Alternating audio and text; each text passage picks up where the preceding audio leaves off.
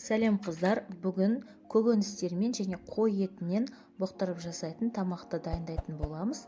Каналыма тіркеліп кетіңіздер. Алдымен сұйық майымызға етті қуырып аламыз. Кез келген етті пайдалануға болады. Енді қойдың еті тез пісетін болғандықтан мен қойдың етін пайдаландым. Үстінен 1-2 пиязымызды қуырамыз. Мен қызарғанша қуырған жоқпын, жай ғана жұмсарғанша ғана қуырдым. Ет пен пиязымыздың үстіне 1-2 тәтті бұрышымыз бен помидорымызды салып қуырдым.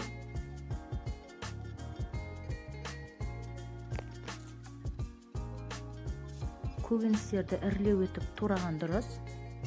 Енді бір сәбізімізді саламыз және 4-5 картошкамызды саламыз.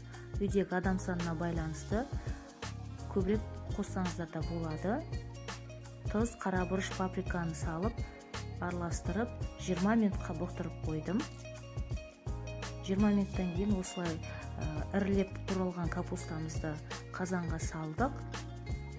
Және барлығын араластырып өте баяу отта тағы да 20 минут пісірдім. Өте баяу отта ұстаңыздар. Асты күйіп кетпеу керек. Мен ешқандай су қосқан жоқпын. Егер де су қосамын десеңіздер, онда аздап қосуға болады. Піскен тамағымыздың үстіне туралған чеснокты және укропты сеуіп ұсынуға болады.